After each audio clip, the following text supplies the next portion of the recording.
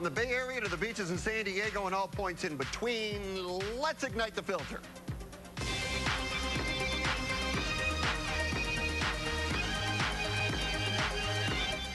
Off the top, he said, she said, 3 topics, 2 minutes each. Anything goes. As always, there are no taboos.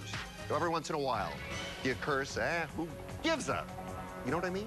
You hear people swear on television. You hear people swear online. In the digital age, swearing seems to be everywhere. Should you be allowed to swear at work? It's been a topic of conversation recently. Cursing may reveal an unprofessional attitude, may prevent real communication, may hamper your image, may get you sent to human resources. Then again, it may be the punchline to a joke, may cause someone to laugh. If the boss did it, it may actually humanize them in the eyes of the staff. Our contributors, the editor of Turner's 2 Cents, Cameron Turner, and Doctor of Social Ethics, Charlotte Laws. Our pictures are furnished by Skype. Charlotte, I'll start with you. I think we can all agree that verbally berating someone is unacceptable, but aside from that, ban all cursing at work or no big deal? Well, I don't think it should be all ended. I think it should be up to the employer. It's his or her business, and that person should be able to make a decision. But I do think that it's not really a very good idea because I think it hinders customer relations. I think that it can lead to an adverse working environment and to lawsuits. And even if your company doesn't have a policy, I think it's not wise to use that kind of language as an employee but you can't kid around? You can't kid around with somebody? It's better not to because you can offend some people and you could be fired. I mean, especially if you're not a union employee and you can be fired at will, it's a bit risky. So I would advise against it. And there are companies that are stepping forward and saying they certainly don't want any curse words in emails. Right. Citibank and Chase and Goldman Sachs. So I think it's wise to refrain. Cameron, is it any big deal, really? Or is it? Well, I'll tell you something my dad said, Fred. I've mentioned before that my father is a retired Los Angeles police lieutenant. And when my brother and I were young, I remember Dad telling us how when he took charge of a new unit within the LAPD, that he called together all of the officers under his command and explained that profanity in the office would simply not be tolerated. Now, nobody ever accused Raymond Lawrence Turner of being a prude. My dad can cuss, and he has no compunction about doing so in the proper context. And that was his point, that foul language at the office is simply unprofessional. It promotes a kind of tone of raggedness, a kind of slouchy lack of discipline that really promotes a kind of, it undermines, rather, professional performance and fails to inspire confidence. All right. But, Fred, I want to go back to something you said real quick. In your introduction, you said that in this digital age, profanity seems to be everywhere. And this, I think, is yet another example of how our increasing dependence on so-called communications technology is actually undermining communication. We're getting lazy, we're getting impatient, we're using fewer and fewer words and becoming less literate. And one of the ways it manifests itself is the proliferation of profanity in context where it does not belong. I don't think anybody is going to disagree with you on that, Cameron. All right, let's move on. Let's go. In the past, we talked about the rights or lack of rights that bicyclists have on the streets. In Los Angeles, the city council passed a new ordinance allowing a cyclist basically to take a free legal shot at a driver if the rider feels harassed or inordinately distracted. On paper, it seems like a good idea, but is it? LA Observed wrote about this. Constitutional scholar Eugene Bullock called the law vague and simply unfair. He said in practice it means drivers could start getting lawyer letters threatening thousands of dollars in potential costs for a minor encounter they don't even recall. He says the pending law gives riders incentive to sue or just threaten to sue. Like I said, on paper it seemed like a good idea. Is it, Cameron? I'm not certain that even on paper this is a good idea. I think that constitutional scholar hit it right on the head. This is lopsiding a law and giving a kind of free opportunity for cyclists to go after drivers in a very lopsided kind of way. I'm not convinced that there is any statewide or even citywide pattern of cyclists being harassed by drivers. Well, I think, but Cameron, let me just say, I think they're concerned because they think drivers infringe on their rights.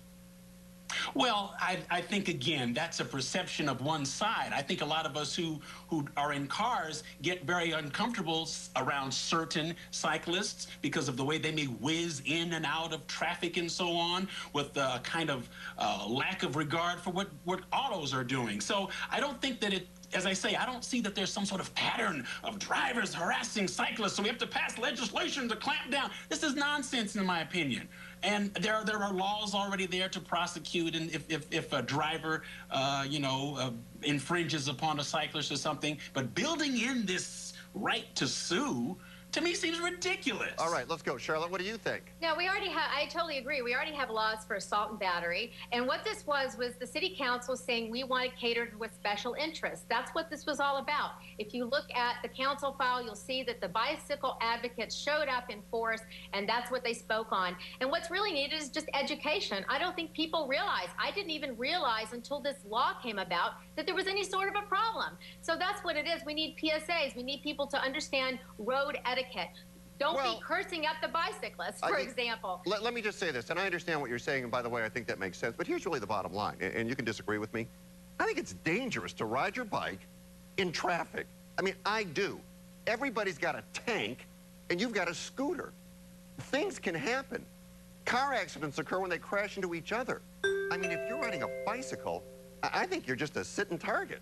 Well, and some cyclists, unfortunately, make themselves sitting targets. So that's the other side of this equation. And that's what's really wrong with this law, is that it puts all of the power for action in the side of one side of this. And that suggests, again, that drivers are out here being aggressive. And I think that's...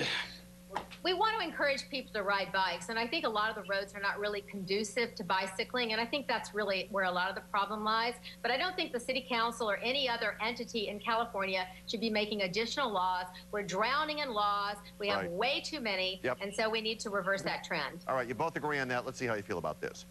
Last November, Californians voted down Prop 19 to legalize marijuana. Just a speed bump in the road, according to retired Orange County Superior Court Judge Jim Gray. Here's his new idea: the Regulate Marijuana Like Wine Act of 2012. His thinking: tax marijuana like the state taxes wine. Gray says marijuana is the largest cash crop in the state, and California is losing much-needed revenue by not taking it on as a legal and taxable agricultural product. Gray estimates state and local governments could collect hundreds of millions of dollars annually in additional revenues. By the way, he is not advocating people being loaded in public or the workplace, or driving under the influence, or minors having possession. That being said, do you like the Regulate Marijuana Like Wine Act of 2012, Charlotte? I like it very much. I think it's just repackaging what we had before, because this law, legalizing marijuana almost passed previously. It was only 54 to 46%. And so those people who are putting forth this legislation are saying if we link it with something is innocuous and has as positive an image as wine, then maybe it's going to pass. Plus, they're trying to emphasize the financial benefits. In fact, this judge is saying that we can reap about $2.3 billion after we see the taxes that we're going to be able to collect and the money that we're going to save on law enforcement as far as going after low-level drug offenders and those in prison who are low-level drug offenders, which is about 50% of our prison population. And we spend $49,000 per year per prisoner for those individuals. So it's a win-win for everybody, and I very much support it. Cameron, are you with her or against her?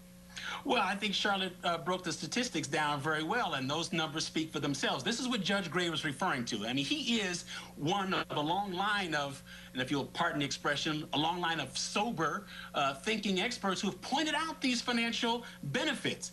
One thing I would say in connection with this conversation, however, looking at the big picture, I can see the short-term advantage, somewhat long-term, but really a short-term advantage to this. But when we think about the economic state of emergency that is facing not only California, but the United States as a whole, we really should not look to legalization and regulation of drugs as our economic savior. What we have to get done in this country is we're going to have to get back to manufacturing.